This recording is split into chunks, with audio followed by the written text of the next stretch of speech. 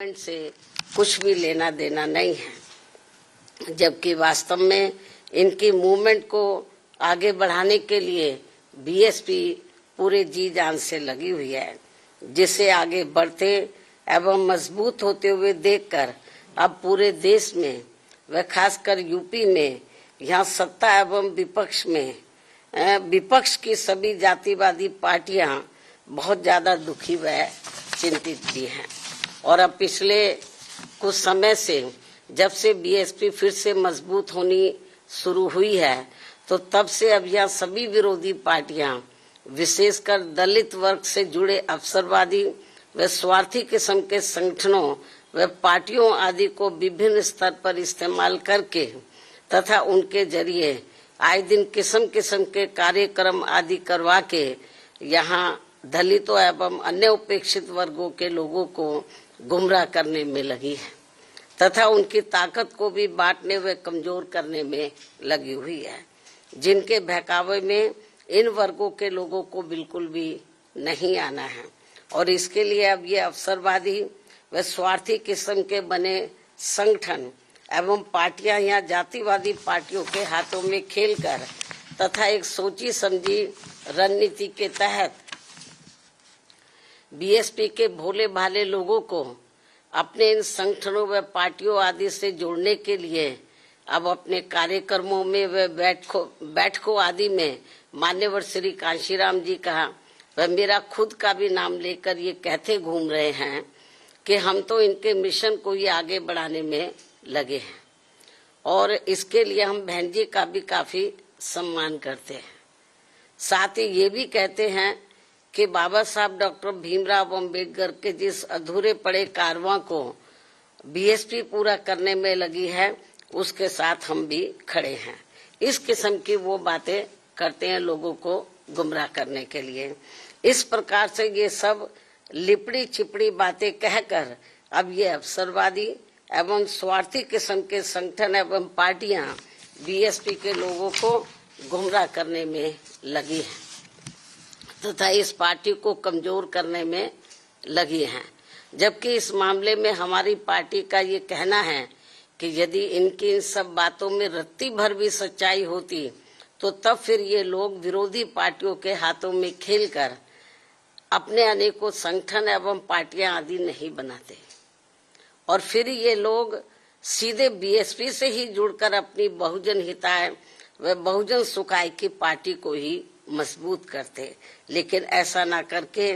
ये लोग एक सोची समझी रणनीति के तहत इस किस्म की बातें कहकर हमारे बीएसपी से जुड़े भोले भाले दलितों एवं अन्य उपेक्षित वर्गों के लोगों को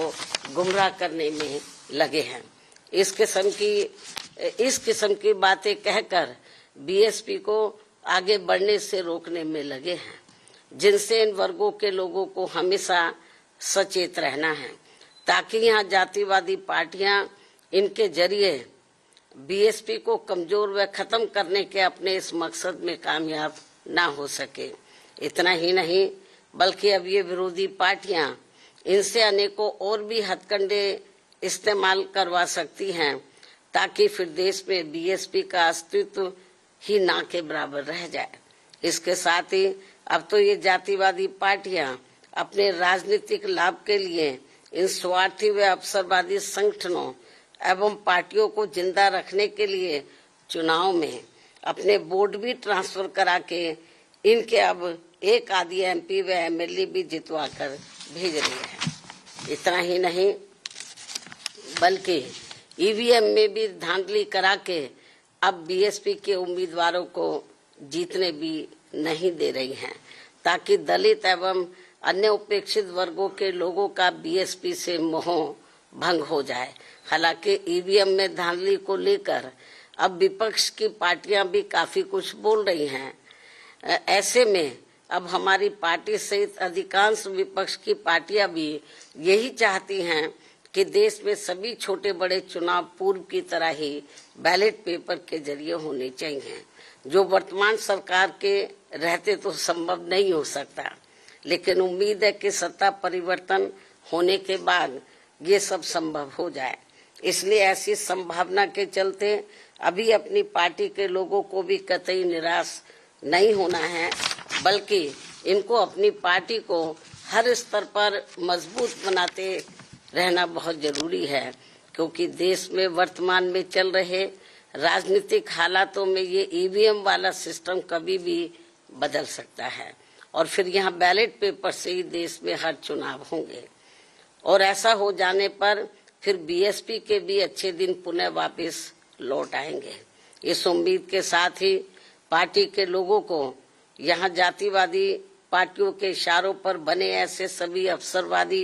एवं स्वार्थी किस्म के संगठनों एवं पार्टियों आदि के हथकंडों से सावधानी बरतते रहना बहुत जरूरी है। इसके साथ ही पार्टी के लोगों को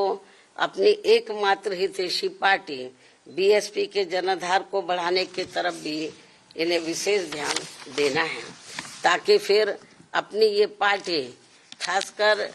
यूपी में पुनः पूर्ण बहुमत के आधार पर सत्ता में आसीन हो सके, जो ये सर्वजन के हित में होना यहाँ बहुत जरूरी है। इसलिए कांग्रेस, बीजेपी व सपा आदि इन पार्टियों के सहारे व इशारे पर चलकर दलित एवं अन्य उपेक्षित वर्गों की एकता व इनकी एकमात्र हितैषी एवं अम्बेडकरवादी पार्टी बीएसपी को कमजोर करने वाले ऐसे सभी अवसरवादी व स्वार्थी संगठनों एवं पार्टियों के नेता चाहे अपने निजी स्वार्थ में सांसद, विधायक व मंत्री आदि क्यों ना बन जाएं, तो भी इससे इन वर्गों के लोगों का कुछ भला होने वाला नहीं है। इसके अलावा यहाँ मैं ये भी कहना चाहूंगी कि पिछले कुछ समय से हमें ये देखने के लिए मिल रहा है कि देश की राजनीति में एक दूसरे के विरुद्ध द्वेष, विद्वेष, संकीर्णता व मुकदमेबाजी आदि की नकारात्मकता इस हद तक बढ़ गई है कि आए दिन नेताओं के बीच किसी न किसी विषय को लेकर होने वाली असभ्य एवं अभद्र आचरण से जनता काफी हैरान व दुखी भी है कि अतः वर्तमान में चल रहे ऐसे हालातों में इन लोगों से सही जन व देश हित भला फिर कैसे संभव हो सकता है, जबकि वास्तव में देश में ऐसा फैला विषैला माहौल सीधे तौर पर यहाँ के विकास व आत्मनिर्भरता के प्रयास को बाधित कर रहा है तथा देश के धनासेठों की संपत्ति अब ज्यादातर विदेशी निवेश में जाने लगी है, जिससे यहाँ की अपार गरीबी, बेरोजगारी, अशिक्षा व पिछड़ापन आदि की ज्वलंत समस्याएं और भी ज्यादा गंभीर होती जा रही हैं। और इस बीच भारतीय अर्थव्यवस्था में अस्थिरता की मिल रही खबरें भी अति चिंतनीय हैं। देश के जीडीपी ग्रोथ में गरीब बहुजनों की उचित भागीदारी न होना अर्थात देश के विकास में सर्व समाज का हित निहित नहीं होना, ये वास्तविक कारण है जो सबके विकास को अपेक्षित संतोष नहीं दे पा रहा है। इसलिए सबका विकास होना जरूरी है। साथ ही देश के गरीबी एवं बेरोजगारी मुक्त बहुअपेक्षित विकास यानी कि सुखी संपन्न लोगों के विकसित भारत के निर्माण में केंद्र की बहुजन हितैषी नीतियों के साथ साथ राज्यों के गुड गवर्नेंस की भी भरपूर भूमिका न होना ये भी सोचने की बात है, जबकि यूपी जैसे बड़े राज्यों को भी सबके विकास का दायित्व निभाना अत्यंत आवश्यक है। इतना ही नहीं बल्कि बरसों से अपने देश की सीमाएं भी पूरे तौर से सुरक्षित नहीं होने के कारण यहाँ समय समय पर आतंकवादी वारदातें भी आए दिन घटित होती रहती हैं। अभी हाल ही में पहलगाम की हुई ताजा घटना इस बात का खास उदाहरण है, जो अति दुखद व चिंतनीय भी है, जिस पर इस समय देश में काफी राजनीति भी की जा रही है। ये भी बड़े दुर्भाग्य की बात है